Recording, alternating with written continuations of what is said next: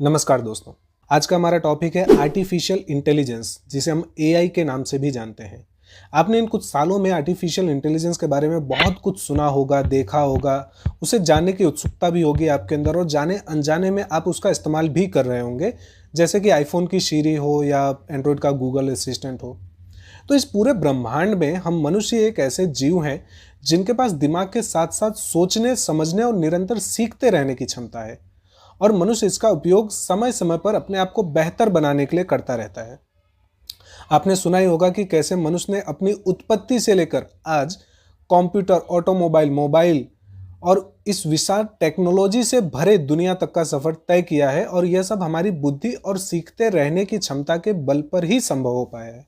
Technology के इस क्षेत्र में इंसानों ने आज इतना विकास कर लिया है कि आज अपनी ही तरह सोचने, समझने और सीखने की क्षमता रखने वाले रोबोट बनाने के विषय में काम कर रहा है। यह रोबोट ठीक हमारी तरह सोच समझ सकते होंगे, सीख सकते होंगे और साथ साथ अपनी पूरी जानकारी का उपयोग अपने आप को पहले से और बेहतर बनाने के लिए भी कर सकते होंगे। इसके साथ साथ इंसानों द्वारा किए जाने वाले काम को और ज़्यादा एफिशिएंसी यानी बेहतर तरीके से करने की क्षमता भी होगी इनके पास। इस एडवांस टेक्नोलॉजी को ही आर्टिफिशियल इंटेलिजेंस कहते हैं। क्योंकि ज़्यादातर लोगों के पास इसकी खास जानकारी नहीं है, आज हम इस वीडियो में एआई के बारे में पूरी जानकारी लेकर आए हैं कि एआई होता क्या है, कहाँ कहाँ इसका इस्तेमाल होता है, इसके क्या फ़ायदे हैं, क्या नुकसान है, ये भी हम देखेंगे। तो सबसे पहले हम देखते हैं कि ये आर्टिफिशियल इंटेलिजेंस आखिर है क्या। तो आर्टिफिशियल इंटेलिजेंस को अगर हम सरल हिंदी भाषा में बात करें तो ये कृत्रिम बुद्धिमत्ता है। यहाँ कृत्रिम का मतलब है मानव निर्मित, यानी ऐसी चीज जिसे मानव द्वारा निर्मित किया गया हो उसे हम कृत्रिम कहते हैं, और इंटेलिजेंस को बुद्धिमत्ता कहते हैं।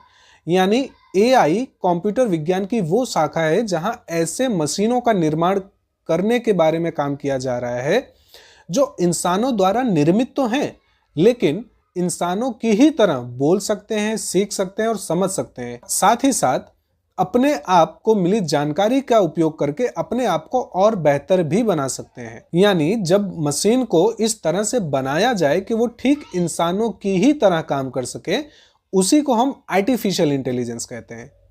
जैसे हम इंसान देखकर, सुनकर, छूकर यानी कि महसूस करके ये तय करते हैं कि हमें अगले व्यक्ति से यानी सामने वाले व्यक्ति से किस तरह से व्यवहार करना है, इन मशीनों को भी कुछ इसी तरह से डिजाइन किया जा रहा है जिसमें वो देख, सुनकर और महसूस कर कर ये समझ पाए कि उन्हें किससे किस तरह का व्यवहार करना है। और जैसे कि हमारा दिमाग काम करता है, ठीक उन्हीं तर्कों पर ये मशीन भी काम कर पाए। कंप्यूटर साइंस के वैज्ञानिकों ने जब इसकी परिकल्पना को दुनिया के समक्ष रखा, तब इसमें बताया गया कि किस तरह एक कंप्यूटर इंसान की तरह सोच, समझ और काम कर सकता है, और कैसे इसका उपयोग करके इंसानों के जीवन को और भी ज्यादा आसान बनाया जा सकता है। कंप्यूटर के सीखने की क्षमता को मशीन लर्निंग कहते हैं, जो कि एआई का ही एक हिस्सा है, और वो सिस्टम को सीखने की क्षमता देता है, यानी कंप्यूटर को इंसानों के बिना ही समझने लायक बनाता है। अब हम ये देखते हैं कि आखिर एआई की शुरुआत कैसे हुई और किसने इसकी शुरुआत की।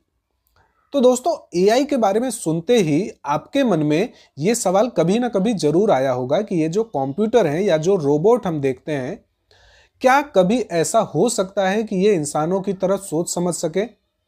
तो ठीक ऐसे ही जब कंप्यूटर और उसकी क्षमताओं के बारे में खोज की जा रही थी, तब साइंटिस्टों के दिमाग में भी ये सवाल आया कि क्या कभी कंप्यूटर इतना एडवांस हो सकता है कि वो इंसानों की तरह स्वतंत्र होकर सीख सके या सोच सके, मतलब उन्हें हमें कमांड देने की जरूरत ना पड़े।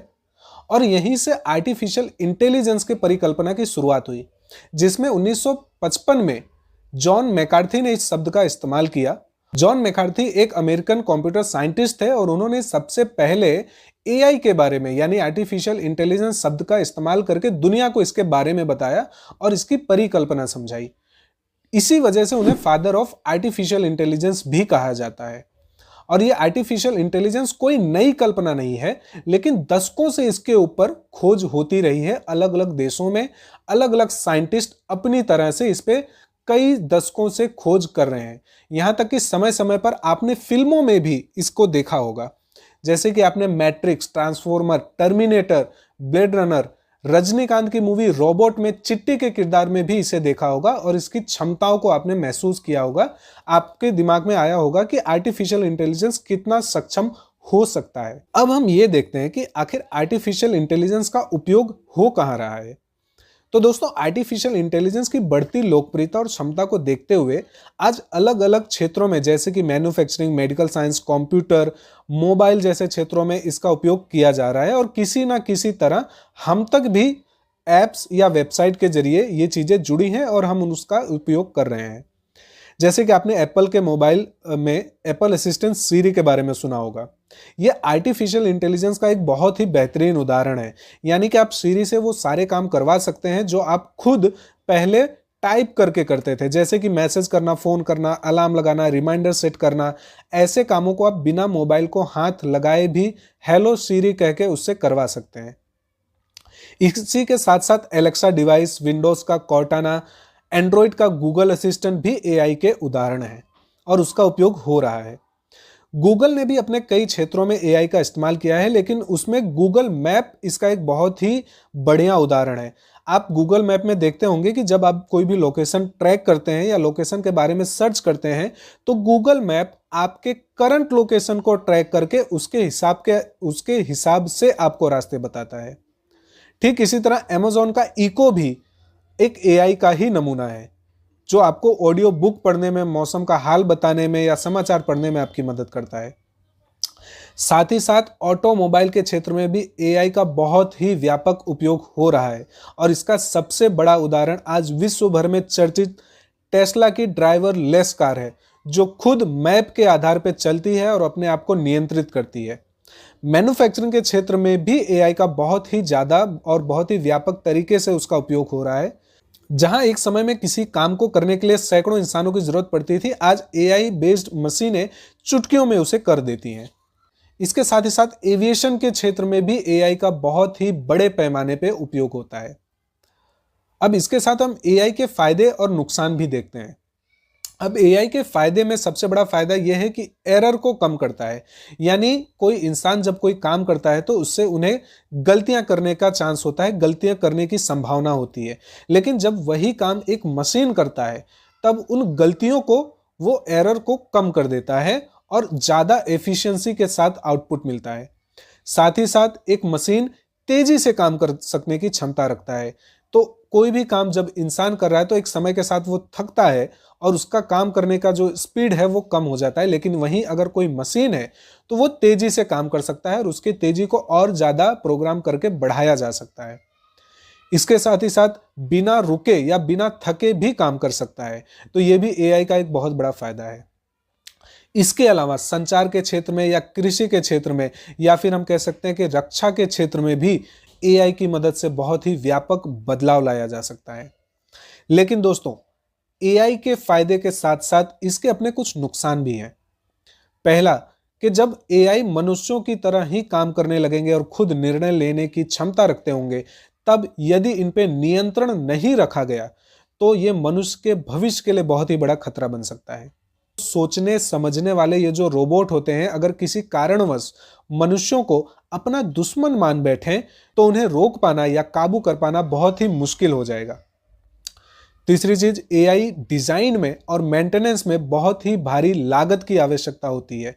तो जब आप कोई एआई का डिजाइन करते हैं या डिजाइन हो चुके एआई को मेंटेन करना है, उसके रख रखाव के लिए एक बहुत ही बड़ी पूंजी की आवश्यकता होती है जो इसे बहुत ही कॉस्टली बनाती है।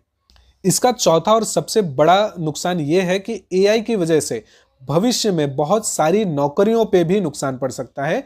यानी कि हमें अनएम्प्लॉयमेंट की पूरी दुनिया में बहुत ही बड़ी प्रॉब्लम देखने को मिल सकती है।